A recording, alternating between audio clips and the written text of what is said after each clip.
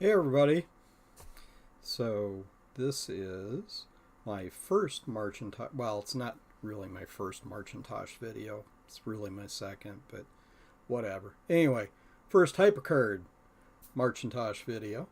So wanted to bring up a couple of things before we get started. It's MARCHintosh, as you can see, and I'm sure you know by now. So look for this. Can't get my hands right. Look for this hashtag around the intertubes and you will find MARCHintosh content where it's all Apple. So let's also I wanted to bring up the major, pointing the wrong way again, the major award. I'm giving away one of Ron's MARCHintosh t-shirts to a lucky winner this month sometime. So there's a video in my channel for the contest. Make a comment. You don't have to use a hashtag or anything like that. Just make a comment. I'll select a lucky winner. If you enter more than once, it doesn't help your chances. You just need to enter once, blah, blah, blah. I'll ship anywhere that I can get the supplier for this to ship to, where it doesn't cost a gazillion dollars or require a bunch of import nonsense or whatever. So South America, North America, Europe, the UK, that kind of thing. So if you happen to win and you live someplace I can't ship it to, I'll come up with some digital award. I'm not sure what it'll be. It'll probably be HyperCard based, but and then we'll pick somebody else to get the t-shirt. But hopefully whoever the winner is will be able to get the t-shirt, blah, blah, blah. Okay, so enough about that. Let's go on to the main attraction.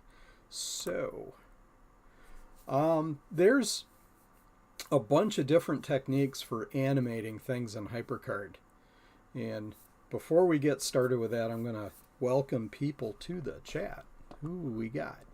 So we have Retro Techie and Brackets Creations. Sorry, hiccuped on that. Adam McGee, One Bit Fever Dreams, and Nil Object. Don't recognize you, so I have to, chat and tell me who you are, or stay anonymous. Up to you. Geek with Social Skills is here. Trina's Technobabble. Tech Ambrosia. Who else we got? And I think I've covered everybody. Sorry if I haven't. So anyway, so there's a couple of different ways you can animate things in HyperCard. Yes, you can do QuickTime videos in HyperCard. You can use there's a plugin. I call it a plugin. It's an external command and stuff that you can use in HyperCard called Animation Toolkit. But I'm talking about techniques that are native to HyperCard. You don't need any extra tools. You can just use HyperCard 2.4.1, which was last commercial release, and do this kind of animation. One technique does require a third-party tool, and we'll go over that. So let's get started. Let me use the right mouse to do this. Oh, yeah, my copyright. MIT license. Use it as your own risk. If you create an animation that harms you or does something, it's not my fault. It's all on you. All right. So I mentioned 4 basic types of animation techniques native to HyperCard. Card flipping. This is probably the technique that was easiest to use and that a lot of people, a lot of youth did. You could create a stack with some simple animation in it, tell a story, have a game, things like that. And this was done by a lot of people. It's the simplest, easiest way to do it. You can also do a cut and paste technique that requires a little bit of coding to do, but it's similar to the card flipping. Another way you can do it is with buttons and icons. So you could put a button on the card, change the icon in the card with code, animation. And then the most difficult or time-consuming technique to do it, but gives you the best animation speed and the most flexibility with how you do it, is called font and field, or at least that's what I call it, is font and field. Interesting history behind this. Grab my document. So font and field was first used, as far as I can tell in the literature, was used for a Novell netware stack that Novell asked to be developed, that they presented at the 1988 Boston Macworld show. And it was actually featured in the keynote speech. There was a group of developers called the Hypermedia Group that did a lot of this work, and it was pretty impressive. I have yet to find this stack. I'd love to see it because it's described in Danny Goodman's book on HyperCard, and he describes it as this butterfly that flitters down across the stack and lands, and it sounds like it was a really nice animation, but alas, I don't have it. So I've reproduced the technique. You can also find, there's some stacks in archive.org that shows some animation techniques, including the font and field animation. So, fifth method, open up the memory map and shove ASM instruct. Yes, you could use an external command if you know how to program that kind of stuff. I personally have not done that. I tend to stick to just out-of-the-box HyperCard, but it is something I'm going to pursue. And you could do that. You could write your own thing to do animation or something. I'm not a C Macintosh programmer by any means, so it's not something that I'm familiar with. It is something I'm learning. So many projects, so little time. So is there if anyone has any questions or comments about this, please throw them in the chat. I will try to take a look occasionally.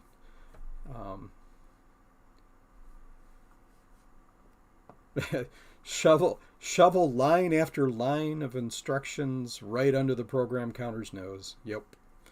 All right. So first one we're going to talk about is called card flipping. Like I said, it's the simplest one, and I am not using the right mouse. Okay. So it's a very high contrast thing. I didn't dither it or anything. I just imported these images, and of course they came out black and white. There's a movie that was done by Edison early on in the days of film movie pictures called The Sneeze. And it's a gentleman snorting some snuff and then sneezing. I believe the Edison camera operated at the top speed of about 20 frames per second.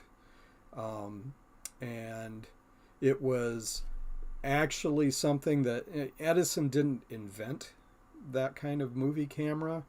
He was more of somebody that improved it and did things. I think it was a pair of French brothers that actually created that system. Anyway, don't remember all the film history on that. So let's do it. I'll hit this animate button and it'll run through this, and then we'll talk about how it works. So I'm going to run it again because it goes by pretty fast. But there you go. So it's a pretty simple technique. Go into the button tool. We're going to get into the script here, and there's a tiny bit of programming. Really simple. You don't even have to use a repeat statement to do this. You could just do go to card sneeze 1, sneeze 2, sneeze 3. You could just repeat those over and over again. I used a repeat statement in HyperCard. This might be a little hard to read, but hopefully you guys can see it. And so the mouse up event is what is fired when you click on a button. There's a mouse down, there's other events, but anyway, typically mouse up is what you do for a button press. This repeats with card number equal to 2 to 31. So card number is a variable, holds the card number. It's either 2, 3, 4, 5, up to 31. And then it does go to card sneeze concatenated with the card number. So it'll go to sneeze 2, sneeze 3, sneeze 4. And it repeats until it gets up to 31. And then the last one just takes you right back to card sneeze 1, which is this card. So so it's a pretty simple script. It's not very hard to do. Go back here. Let's go to,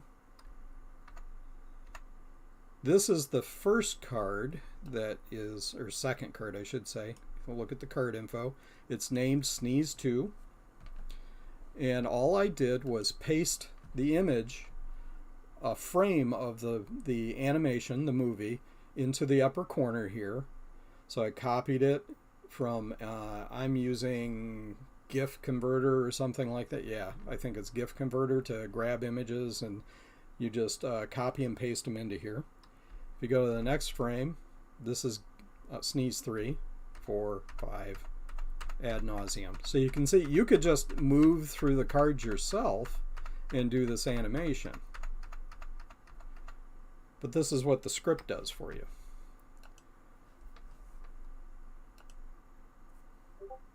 There you go. All it's doing is switching from card to card. Very simple. You can do a lot of stuff with it. Doesn't require much programming, just a tiny little bit, but it's really easy HyperTalk scripting. Okay, so let's go to the first card. I didn't get the navigation set up for this properly, so I apologize. Yes, this is very old school animation. So a lot of kids did this. They'd draw pictures and stuff and then flip between the cards, and that was how you did your little storybook or whatever. All right, so the Auguste Lumière and Louis Lumière. I probably butchered that. My French is very, very minimal. So, but the Lumière brothers did a lot of innovative photography stuff. And one of them was coming up with, they went around Europe and the world doing projections of movies and things like that. I think one of the famous ones, and one of the techniques that's been used recently, is to use AI to increase the frame rate and to fill in,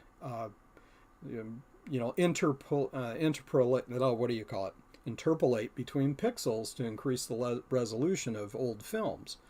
And there's a movie, a very short one, of a train coming into a station that someone used this technique on, and you can find all of them, a lot of them around the internet. And I think it was the Lumière brothers that did that film. There's some other ones too. Oh yeah, and none of the stuff in this HyperCard animation requires any specialized tools or anything other than the font editor, and I'll get to that. So you could run this on a Plus. Now, it'd have to be a Plus with 4 megabytes of RAM, and it probably would be a little pokey.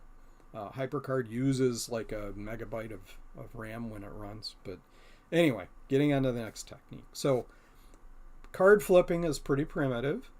Cut and paste is something a little different. Now, you could do this with card flipping, but this is another technique, and you'll see that it runs a little slower. And the reason why, as soon as this ends, okay, it's done, it's to hide information that you're using for this on the same card. I didn't have to have a series of cards with images, although you could do it this way. What I'm doing here, let's look at the button script.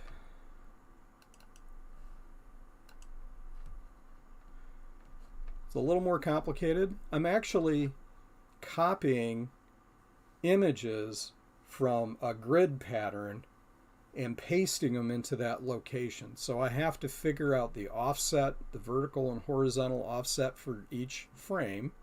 And I'll show you, I should show you the picture and make it a little clearer. But anyway, so I figure that out, and then I figure out and actually lock the screen and do menu commands to say, go to the background, choose the select tool, drag the select tool from this position to this position, cut the picture in the menu, drag it from this location to this location, and then go back to the browse tool and go out of the background and unlock the screen. And so there's an awful lot going on here, but when you see the background, I think it'll clear it up. So let me go to background, and here you go. Each frame of the animation occupies a position on the screen adjacent to the next frame, and it's arranged in columns. So all you have to do is, this is 0, 0 for the upper top left corner of the card, and this is 59, 79 or something like that. I can't remember the exact coordinates. Anyway, so you figure out what you need to drag and copy, and then move down to the next one, drag, copy, and I drop it over here, and this corresponds with my, sorry, I'm pointing at the screen, you can't see that. It corresponds with this foreground image I've got. So this is, you're looking through the card layer to the background layer. I dumped a bunch of white paint on this to hide the background layer so you wouldn't see it.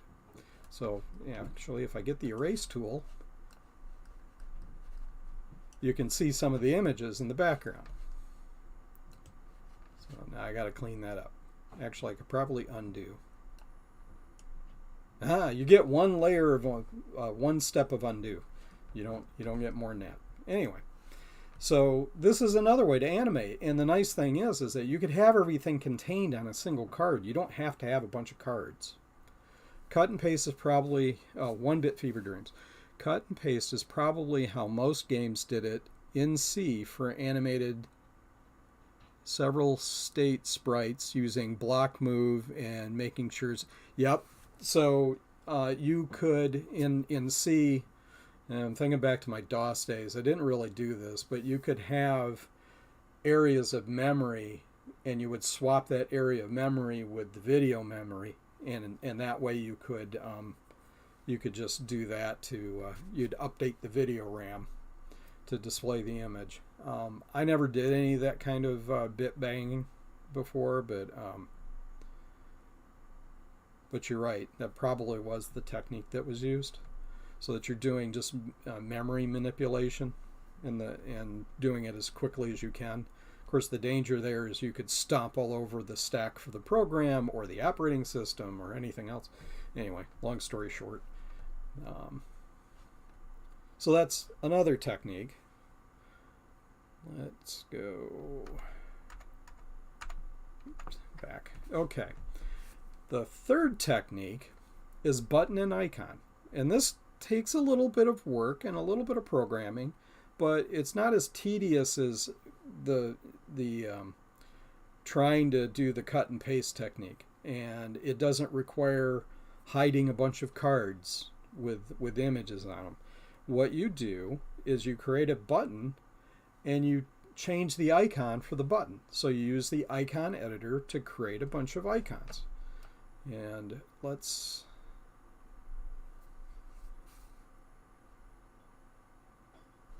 go into icon, and here are some icons that so they're just 32 by 32 icons, images, black and white, and this is a representation of it over here. And you may recognize this as the Neko cat application. Of course, there's other icons in here too, not just the cat. That was very popular. I think it started in Unix, and then it was ported over to a whole bunch of different things, websites. It was on the Palm Pilot. Yeah, it's the cat or the kitten program. So I am not a graphic designer, not by any means. You may have seen Joe's little Halloween animation. That was hand drawn by me, some of it. And it looks like it was drawn by a child, because I'm a child when it comes to graphic design. Anyway, so this was something I wanted to do because I could grab the art for it and paste it into here without a lot of effort. I did have to touch things up a bit. You know, the icon, the original art wasn't the right size. So it took a while to put it together, but it turned out pretty good. So let's take a look at that. Well, I don't really want to go into this one yet. Sorry. Let me show you a different one. All right. So, no, that is the only place I'm doing that. Sorry. So here's a button. Let's take a look at it. So here's a button, and it's got an icon on it. And it's very simple to do in HyperCard. So here you can see all of the icons that I have that are available to me in this stack, including some standard ones that come with HyperCard. This is a 4 character animation of someone juggling that's available in the HyperCard stack, and I could have used that, but this is more interesting, I think. Anyway, so the icon's set to a particular image, or rather the button is set to a particular icon. Go back to here so it's executing. And the idea is I've got a little bit of debugging information here that tells me what the state of the kitten is, sleeping, and that's why it's doing the sleeping animation. And there is a kind of a clock that runs in the background that goes off with every tick, which is approximately a 60th of a second. So these are the ticks. And I do some trickery to be able to run this in the background. There is the location of the cat, and this is the location of the mouse. So as I move it around, you can see that it moves. And then the particular icon I'm using right now. So I use this to help me sort out things. So similar to the application, I'm still not quite done with this. There's a couple of things I want to do with it, but it does do the basic functions. You click on it and it chases your mouse cursor around. Now the game on, or it's not really a game, the toy, as you will, on the Palm Pilot had a little mouse that would appear wherever you clicked, and then the cat would run after it. And I'll probably do that, but I kind of like this version because I'm controlling the direction of the cat, and I use this for debugging. If I move the cursor off, the cat scratches at the wall because it can't get beyond the screen or the card. And it's got different animations for each side. So you're scratching on that wall. I come up here to the top. Hey, 1-bit, see ya. Or are you saying see ya to somebody else? Sorry. Okay. And then, of course, over to the left.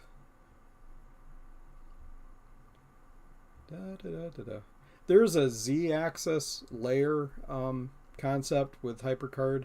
And the first time I did this, I had created the kitten button before I had done all the debugging fields and stuff. So the cat ran behind the fields, kind of like behind a fence. Anyway. Now, if the cat occupies the same space as the button or the mouse, it plays with it a little bit, which you saw. I plan on doing some other animations. And then it goes into a loop where it's checking to see, right now it's awake. Randomly, it will check to see whether it should fall asleep or stay awake. If you move the cursor, he doesn't really do anything unless you, well, he went into the chasing mode. See, it randomly selected chasing.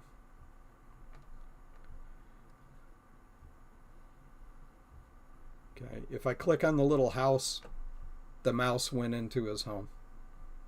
Kind of a thing. Now the cat is yawning and falls asleep. So it's randomly on a certain percentage, it'll fall asleep or not. If you click on it, it wakes it up. He's surprised, chases the mouse. So this is very much like the animation that you get with the Neko application. Okay, so that's one technique. You change programmatically, and I have to stop the cat here. Stop. Let's see. Okay. There's a couple of tricks here. I'm not going to go too deep into this because I don't want to make everybody fall asleep. There's an idle event that occurs constantly when HyperCard is not doing something else. And that idle event isn't exposed at the button or field level. It's only at the card level and up. There's a hierarchy to the messaging, and that idle event doesn't get pushed down to all of the objects. It stops at the card level. Well, I want the idle event to actually do something with my button so that it can say, oh, it's been so many ticks since the last time I did something, do something else, or whatever. So what I do is on the idle event of the card, I send idle to the button, and this is a message, so I'm basically passing the message to the button. There's some global variables here. I'm going to set debugging to true because it'll let me fiddle around with stuff. Having things fire on the idle event takes away control. Like I can't type into a text field, while it's doing this, unless I bypass everything, because it keeps capturing the cursor and won't let me type into a field. So there are some idiosyncrasies of doing it this way, but anyway. So I changed that script.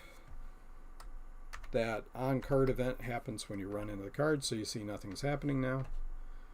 Let's go into the button and take a look at the code. Okay, a little more complicated this time. So on the mouse up, so I'm clicking on the icon that's the cat, or the button. It does something where it says, it checks to see if my current state is sleeping. That's this Neko. Sorry, I always called it Nico before, but my eldest daughter learned Japanese and she corrects me all the time. It's Neko, not Nico. So like Neko wafers, I guess. So it checks to see if it's sleeping or if it's awake, and then it says chase the mouse, because if you click on it, you're activating it. Otherwise, go to sleep.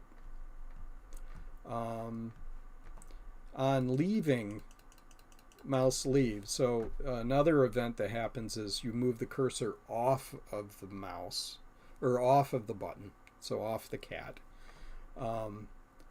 It'll chase the mouse. So that's that event where, if you click on it and you don't move the cursor away, the cat doesn't chase it. It's already caught it. So you click and then move your cursor away. So it'll go surprised because it's awake and it recognized that the mouse clicked on it, and then it chases. Now, these aren't functions that I'm calling. They're actually messages that are being sent to message handlers. And the reason why I like to use message handlers instead of functions, functions always return a value. There's no value to return here. There's no reason to do it. I like the message handling. I think it's cleaner way of coding. There's some other advantages. You can send messages using the message hierarchy this way. Anyway, I'm getting kind of technical here, but this is just the way I do it. HyperTalk does if then else kind of logic. If you want to reference global variables, you have to reference them with this so it knows about them. So if we leave, it gets surprised and then it chases the mouse. Next thing down,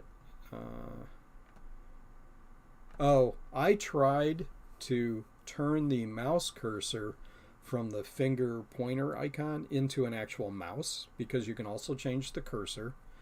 The problem with this is with the way you're using the idle loop event, it constantly changes the mouse back to, off of the cursor, off of the mouse icon, and back over to a hand finger pointing icon. It didn't work very well. It was very flickery and jumpy, and I just abandoned it. So code's still there because I don't really throw things away. I just put a comment on it saying that it kept bouncing from browse to mouse cursor. Didn't like it. Okay, here's that idle event. So I've got a loop here on idle. Idle occurs constantly, so I have to keep track of the number of ticks since the last time I did something, because I only want it to do it in a certain amount of time. I don't want it to do it, the code, on every tick. So it checks the interval. I've got a global variable that tells me how many ticks I should wait, checks to see if it's past it. I check to see if Neko is sleeping, then I do sleep. If he's awake, I do awake, and if he's chasing, I do chase. So that's how you do control the actions. Sleeping. So you animate sleeping flipping between two icons so that the Z's are in different positions as the cat is sleeping. Of course, you can't see that right now. You may have noticed it before. Anyway, so another thing about HyperCard is you can reference icons by name. I can say set the icon of me. Me is a special variable that means whatever you're talking, whatever you are that's executing the code. And that, in this case, it's the button. And I could set it to Neko 30, or Neko 29. Well, the problem is I can't say, is the icon of me Neko 29? You can only refer to the icon by the ID value. So I have to hard code in the ID value and say, if I'm currently icon 6647, well, that happens to be 29, so switch to 30. That way it'll flip back and forth between them. Okay, so that's an idiosyncrasy. If he's awake, then I have a random number generator decide if a random of 0 to 100 or 1 to 100. If it's greater than 97, he goes to sleep. Otherwise, he scratches. If it's greater than 95, or you just do nothing. So he just sits there. Scratching is a several events, so you're flipping between the sitting icon, because maybe he might be sleeping. So you want him to sit. Scratch high, scratch low, over and over again, and then sit. And then if I didn't put this wait 20 in there, it would occur too fast. He would scratch like this. So I've got some wait statements in there to make it wait 20 ticks. Let's see, I don't want to lose everybody in this. Wake up. So you check to see if he's sleeping. If he is, then you make him sit. And then you set the state to he's no longer sleeping, he's awake. So it's not really that complicated, but it did take a little while to figure out how to do this. Anyway, so more and more code basically saying, is your state now sleeping? Oh, you want me to go to sleep? I yawn, and then I sit, and then I yawn, and then I go to sleep. So you could add a lot more actions. The code for handling chasing is more complicated. I have to figure out the orientation between the cat and your cursor to figure out which direction to go. And in that direction, I have certain icons that animate him running left, running right, going from to the upper left, the upper right, the lower right, you've got all those directions you have to figure out and then do that. So this took a while to get right. And it's a little more complicated because things happen like, what happens when the cat gets close to where your cursor is? you don't want it to sit there and say constantly jerk around moving because it's slightly off from the position of the thing.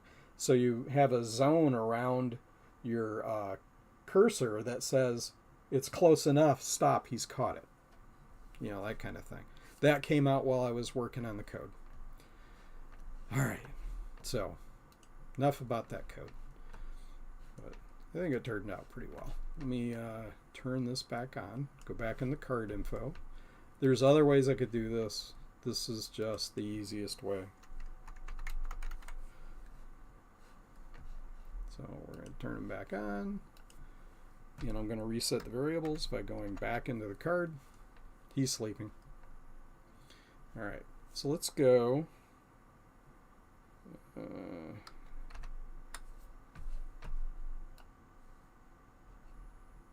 Go to the first card. Like I said, didn't have the navigation all set up for tonight.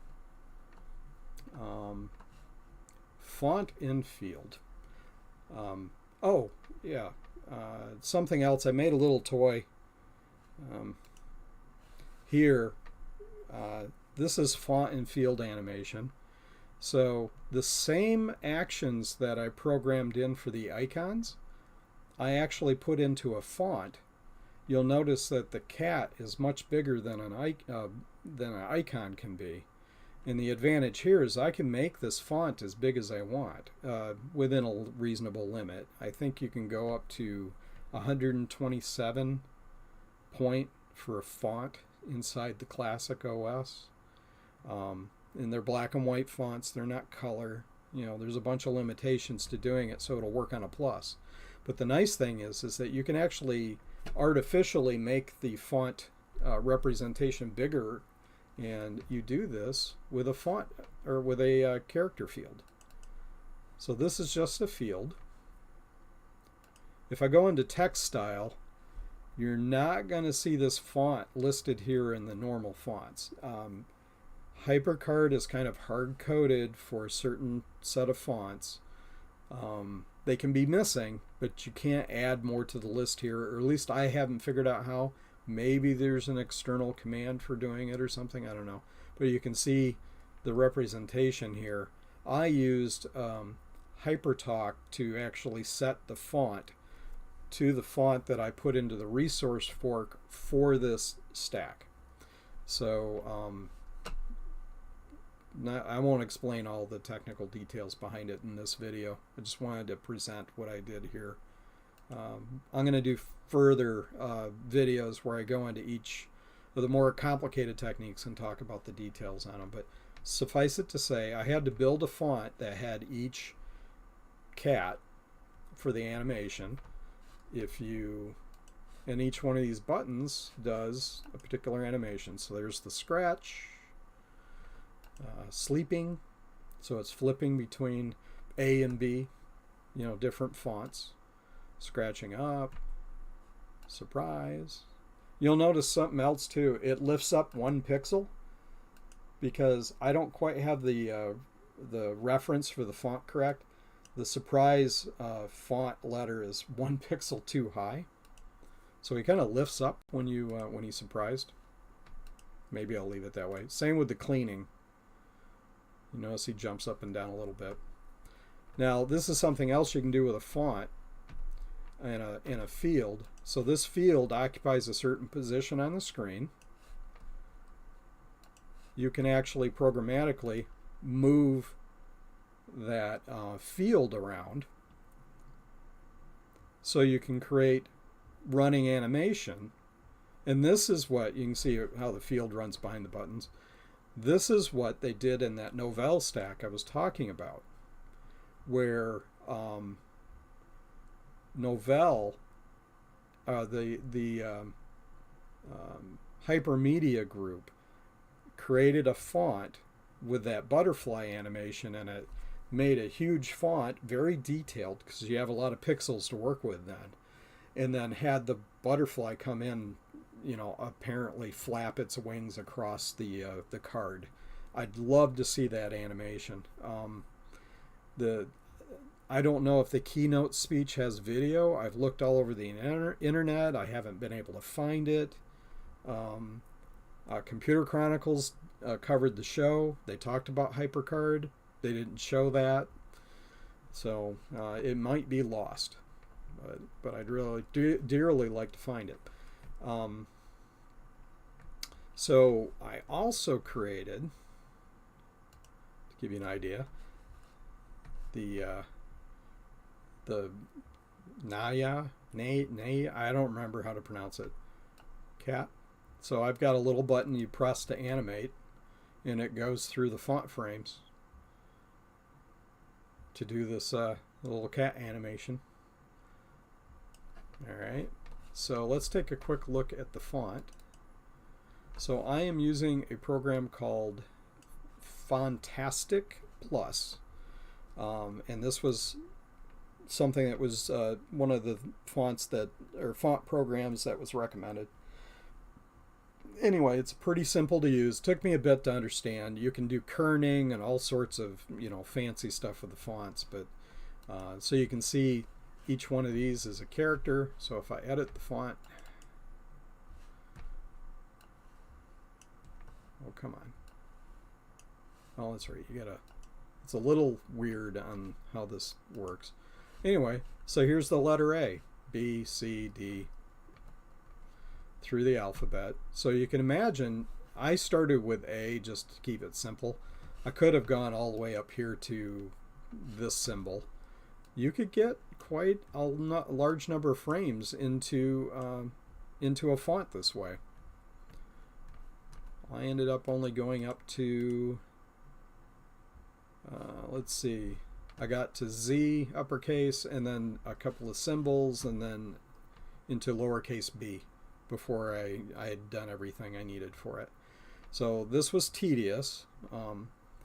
You can cut and paste images, but then you got to position things correctly. View, magnification.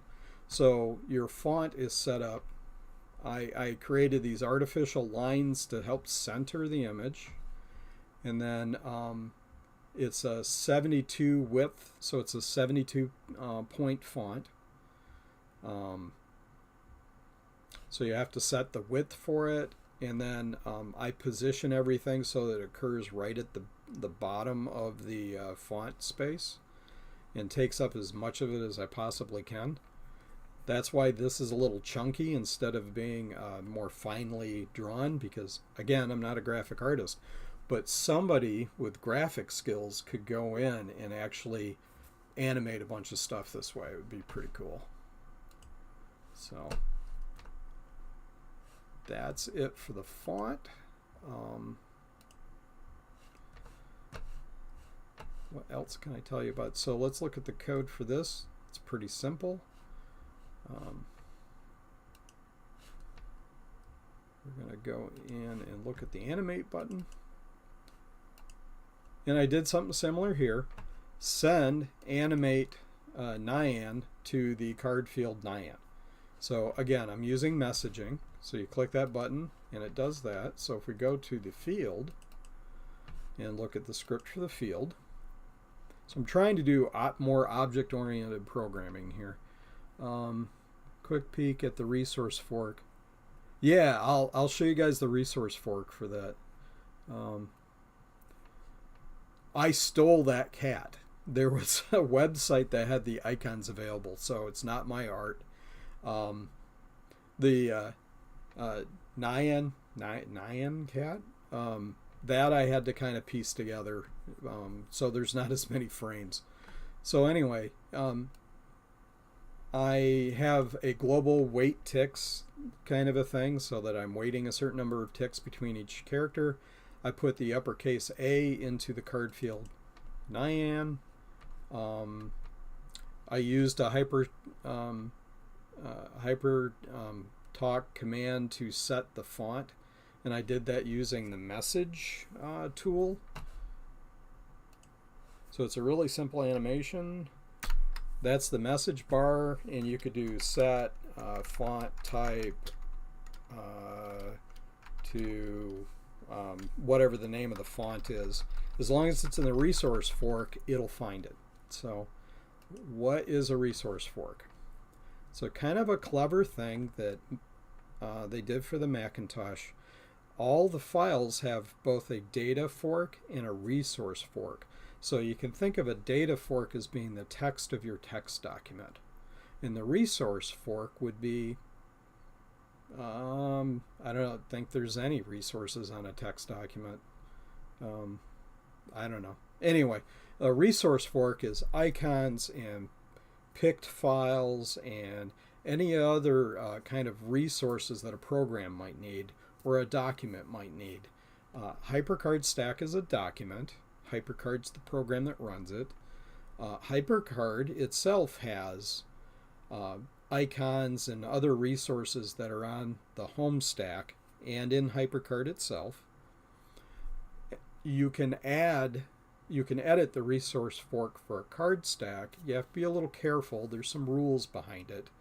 You have to start your resources at, I think it's 1,000.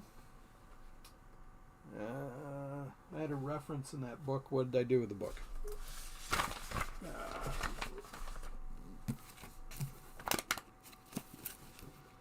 This is an excellent book, by the way. If you want to learn how to do HyperCard programming and how to actually author stacks and stuff like that. So half of the book is on authoring, the other half is on programming.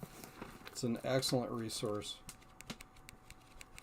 Anyway, resources have ID numbers. I think you have to stick between 1,000 and 32,000 for the, it's actually the size of an int. So it's 32, whatever it is, I can't remember. Or you can cause problems. Embedding fonts as a resource into a HyperCard stack can be problematic. If that font shows up in the system stack or in the system, you can have a conflict. It can get confused about what to do.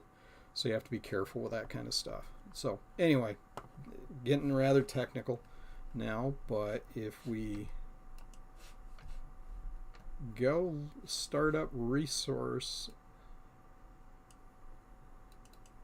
res edit. This is the resource editor that comes with the development tools and everything.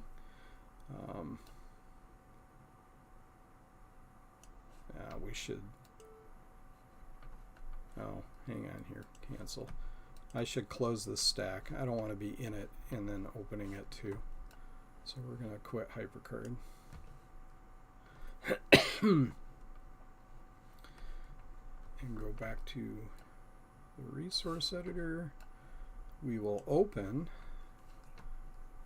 that stack. Let's see, I gotta go to, I have a shortcut. Where did I put the shortcut?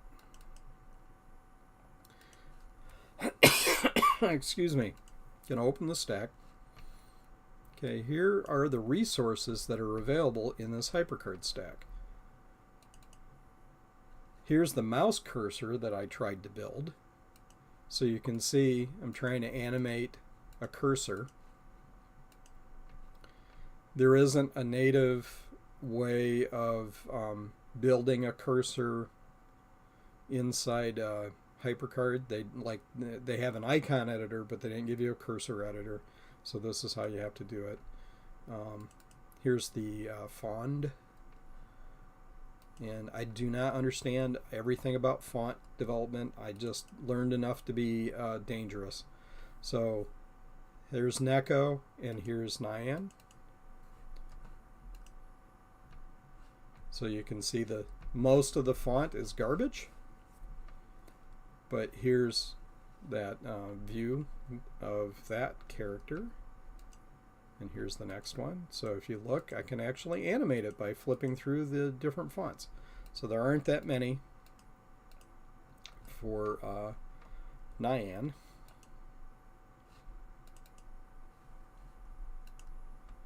And here it is for Neko.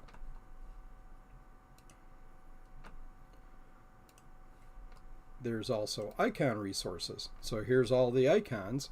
Again, there's an icon editor built in the HyperCard, so you don't have to do it this way, but here you go.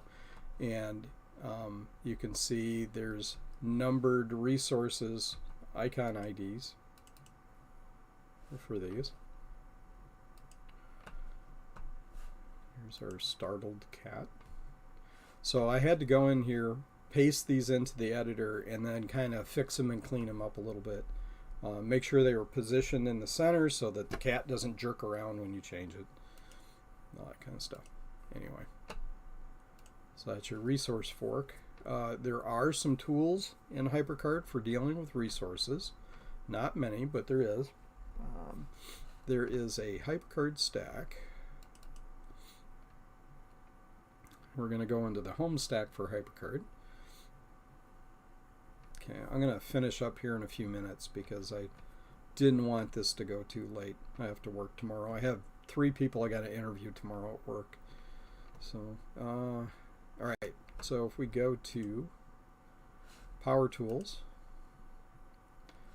there's a whole bunch of power tools in here, but this is the resource mover. It lets you open up a stack. So we're going to go into, let's go in the home stack. All right, it's got some stuff in it. You could open a target stack. I'm going to open practice, which only has a couple of things. You can move things between each stack. You can remove stuff. There's a QuickTime video in here. You could copy it to another stack. So you could create a QuickTime video and copy it in. It's another way you could do animation and play them. The nice thing is if you actually put these resources into your stack, you give the stack to somebody, you don't have other files you got to deal with. You can just give them the stack. If they've got HyperCard, they can run it. If they have HyperCard Player, they could just, run the stack. Although there's no need to deal with Player anymore. We'll close that. Quit HyperCard. And there you go. Here's the images, PNGs that I pulled in. If you use GIF converter,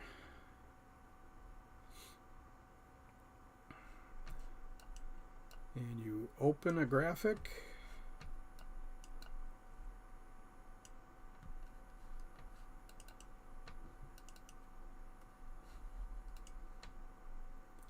of course this is going to show you the original resolution image. So you got the grayscale here. I could have used tools to dither it and stuff like that. I didn't want to go to the trouble to do it for a demo, so and the dither actually looked pretty poor. This is only an 80 by 60 image. I could have done something the same size as a card, but anyway.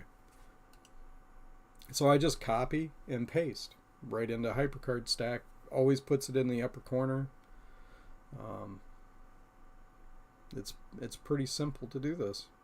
Anyway, so there's 4 simple techniques in increasing complexity for animating in HyperCard, beginning with the simplest thing: slap pictures on a card, switch between the cards. You could even just use the command keys to move between card to card and animate it that way if you wanted to. Don't even have to do code. You could look at it that way. So I'll have more videos this month. The next one is probably going to be a deep dive into the code and why the code functions the way it does and how the idle loop works and all that kind of stuff.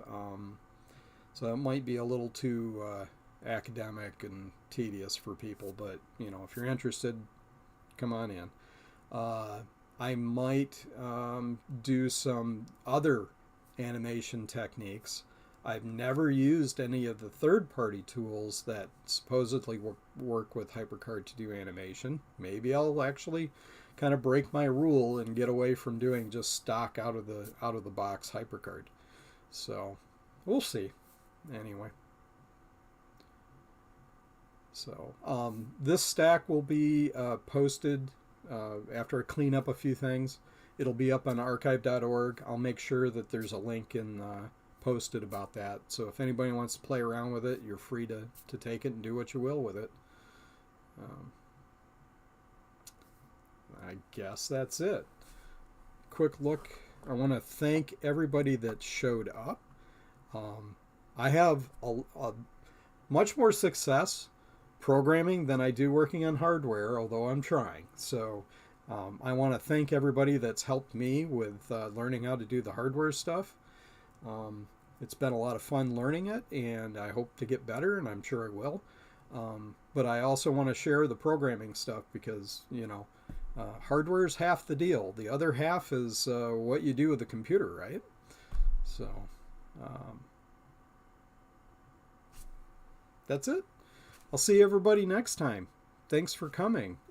Tech Ambrosia, Geek with Social Skills, Eric Helgeson. Hey, Eric. Let's see who else we got. Nil Object. Nil. So are you a nil comes from, is it Python or is it Java? I can't remember. I'm a C programmer by trade, so I would say null object instead of nil. So let's see. What else we got? 1-Bit Fever Dreams, Trina's Technobabble. Going back through here. Dave's Vintage Apple Tech. Hey, Dave. Sorry I didn't catch you in the chat before. And then Mac 84. You made an appearance. Hey, thanks, Steve. Adam McGee. Mike's Mac Shop. Eep. Who else? Branca's Creations. Retro Techie. I think I got everyone. Thank you all for showing up, and happy MARCHintosh. Bye.